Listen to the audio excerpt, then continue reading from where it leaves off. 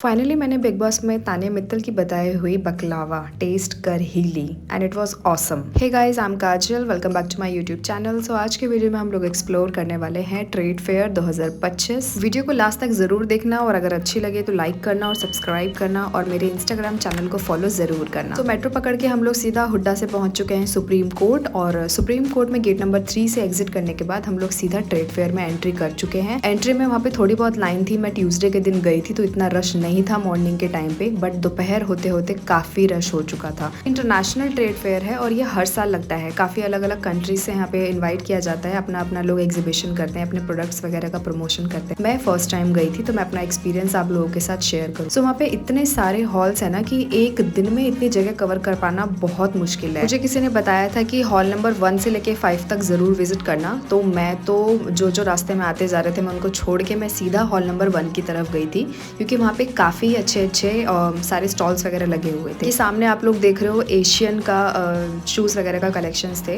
तो वहाँ पे अलग अलग प्राइस थे और डिसेंट प्राइस थे और बहुत अच्छी क्वालिटी के मिल रहे थे। तो यहाँ पे तो काफी रश था, कई लोग वहाँ पे परचेज कर रहे थे ट्राई करके। इस ट्रेड फेयर में हर एक आइटम मिल रहा था, चाहे वो खाने का आइटम हो, चाहे वो घर की चीजें हो, चाहे वो टॉयज वगैरह हो और या फिर मंदिर वगैरह के भी जो आइटम थे, हर चीज अवेलेबल थी। फेयर में आने के जो है टिकट प्राइस है, अगर आप वीकडेज में आते हो मंडे टू फ्राइडे तो आपका 80 रुपीज लगता है और अगर आप वीकेंड्स में आते हो तो ये आपका 150 रुपीज के अराउंड आपको पड़ता है। तो आप लोगों को ऑनलाइन ही टिकट वगैरह परचेज करना पड़ता है और एंट्री में ही टिकट स्कैन होके फिर आपको अंदर जाने दिया जाता है। टोटली फेयर 14 डेज का लगता है, इसलिए काफी रश होता है यहाँ पे। मैं सोच के आई थी कि यहाँ पे काफी महंगे प्रोडक्ट्स मिलेंगे, बट यहाँ पे तो काफी डिसेंट प्राइस में आइटम्स वगैरह मिल रहे थे। नवंबर का टाइम है बट स्टिल काफी गर्मी थी, तो हम तो हॉल्स वगैरह देखते हुए ढूंढते हुए जा रहे थे, क्योंकि वहाँ पे इतना बड़ा एरिया है कि बिना मैप के तो मुश्किल ही हो जाता है कि कहाँ जाए। और हर हॉल में आप अगर आराम से चीजें देखोगे तो आपको आधा घंटा से 1 घंटा लग ही जाता है। एक दिन में तो पॉसिबल ही नहीं है कि आप ये सारी चीजें कवर कर पाओ। मानना पड़ेगा यहाँ पे काफी अच्छा अरेंजमेंट कर रखा था, मतलब भीड़ इतनी थी बट स्टिल फील नहीं हो रहा था, क्योंकि काफी ओपन प्लेस था। इस फेयर की जो लास्ट डेट है वो है 27 नवंबर 2025। सो अगर आप लोग आना चाहो तो आ सकते हो। अब हम लोग जा रहे हैं हॉल नंबर 5। हम लोग उल्टा जाएंगे 5 4 3 2 1 ताकि हम सारा कवर कर पाएँ एक साथ। सो हॉल नंबर 5 में ज्वेलरीज वगैरह थे और काफ़ी वहाँ पे क्लोथ्स वगैरह भी थे और स्टेट वाइज ये सारी चीज़ें यहाँ पे लगाई हुई थी। इस हॉल में हम लोग कवर करने वाले हैं 4 स्टेट्स, बिहार, महाराष्ट्र, उत्तर प्रदेश और राजस्थान। यहाँ की जो भी स्पेशल चीज़ें हैं, चाहे वो खाने से रिलेटेड हो, चाहे वो डेकोरेशन से रिलेटेड हो, ये सारी चीज़ें यहाँ पे शो की गई हुई। इन्होंने यहाँ पे काफ़ी अच्छे अच्छे ना मॉडल्स वगैरह भी बना रखे थे, मिनिएचर्स वगैरह भी बना रखे थे। तो हम लोगों ने ये चेनाब ब्रिज देखा था, जो कि सबसे ज्यादा बड़ा ब्रिज है अभी तक का इंडिया का। यहाँ पर इन्होंने ट्रेन के छोटे छोटे मॉडल्स वगैरह बना के लगा रखे हैं और ये जो हमारा ब्रिज है चेनाब ब्रिज, जो सबसे बड़ा ब्रिज है, उसका एक छोटा सा यहाँ पे मॉडल मिनिएचर टाइप में बना रहा है। और ये हमारा क्यूट सा ट्रेन का मॉडल जो कि नया लॉन्च हुआ है वंदे भारत इंडिया में। लोगों को एंटरटेनमेंट में भी कोई कमी नहीं है। यहाँ पे ये देखो छोटा भीम और राजू कितने प्यारे लग रहे हैं। सब लोग वहाँ पे फोटोज क्लिक करा रहे थे। ये 500 का नोट था, मेरे भाई बहन साथ में गए थे, ये लोग इनसे बात कर रहे थे कि हमारे घर जरूर आना।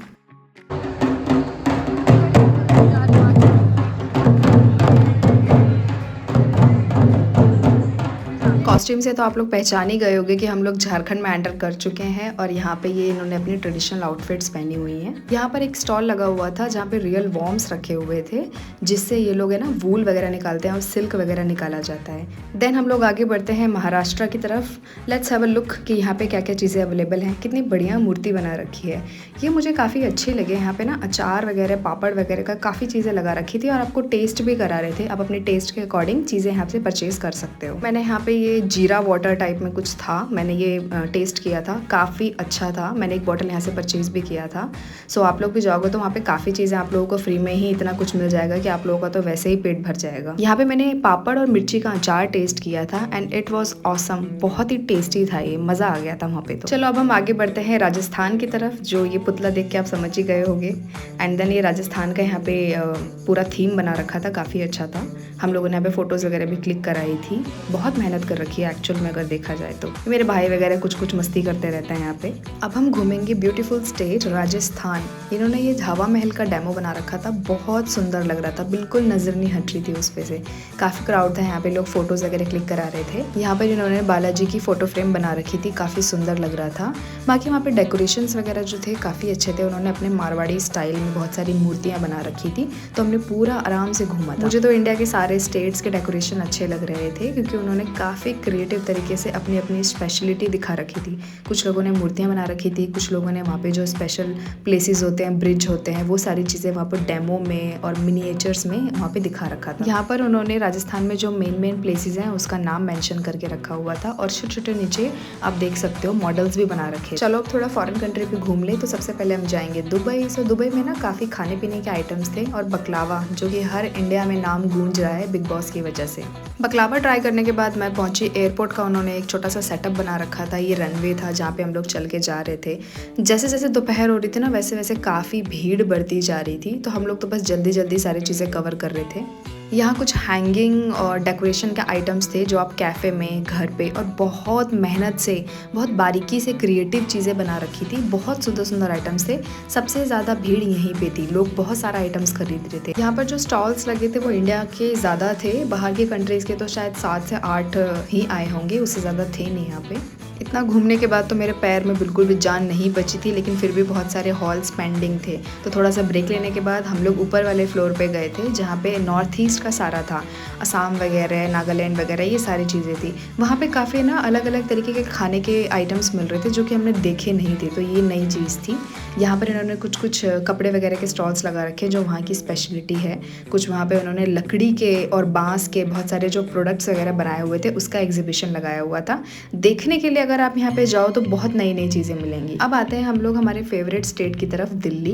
दिल्ली के अंदर हम जैसे ही एंटर हुए उन्होंने लाल किला के अंदर सारे शॉप्स वगैरह ओपन कर रखे थे, तो वाइब ही बदल गई। इतना मज़ा आ रहा था ना, अलग ही खुशबू आ रही थी खाने की और सारे आइटम्स की। चलो अब हम लोग घूमने चलते हैं साउथ इंडिया की तरफ। तो सबसे पहले हम लोग गए कर्नाटका साइड में। कर्नाटका में इन्होंने काफ़ी अच्छे एग्रीकल्चर प्रोडक्ट्स भी रखे हुए थे कि हम लोग खेती बाड़ी कैसे करें, उसका पूरा डेमो भी दिखाया हुआ था। सीड्स वगैरह और ये सारी चीज़ों की भी स्टॉल थी, और लकड़ी के फर्नीचर्स वगैरह कैसे बनाए जाते हैं वो सारी चीज़ें भी यहाँ पे ये लोग बता रहे थे। ऑलमोस्ट हम लोग हॉल नंबर 1 से लेके 5 तक सब कुछ कवर कर चुके हैं। अब हम लोग नेक्स्ट जाएंगे गोवा। सो गोवा में भी काफ़ी ज्वेलरी आइटम्स वगैरह मिल रहे थे, जो शेल्स वगैरह होते हैं ना उसकी ज्वेलरीज वगैरह हैं जो गर्ल्स बीच साइड पे पहनती हैं, वो सारे आइटम्स थे वहाँ पे। गाइस यहाँ पे पूरा घूमने के बाद मुझे पता चल रहा है कि इंडिया कितना बड़ा है और मैं कितनी सारी जगह पे अभी नहीं गई हूँ। हमारे इंडिया में इतनी सुंदर सुंदर जगह है ना, मैं बाहर कंट्रीज में जाने की नीड ही नहीं है। वहाँ पर हमें थोड़ी देर बाद एक फ्री ड्रिंक में मिला था, अगर आप उनके चैनल वगैरह को सब्सक्राइब कर दो तो वो दे देते हैं। देन आपको नारियल देख के पता चल ही गया होगा कि हम कर्नाटका साइड आ चुके हैं। मुझे नारियल बहुत प्यारे लग रहे थे, कितना सुंदर बनाया हुआ है इन्होंने। अब हम लोग बढ़ रहे हैं नेक्स्ट स्टेट की तरफ। सो नेक्स्ट है अरुणाचल प्रदेश। यहाँ पे मैंने काफ़ी चीज़ें अलग अलग भी देखी, जैसे कि इनका ना यहाँ पे ज्वेलरी का जो आइटम है वो उन्होंने काफ़ी अच्छा बना रखा था। ये वाले सारे ज्वेलरीज की मैं बात कर रही हूँ, ये इन्होंने हैंडमेड बनाया हुआ था, काफ़ी मेहनत लगी हुई है उस चीज़ में। नेक्स्ट हम लोग जा रहे हैं गुजरात। सो गुजरात के एरिया में एंटर करते ही वहाँ पे सबसे ज़्यादा कपड़े और फैब्रिक वगैरह दिख रहे थे।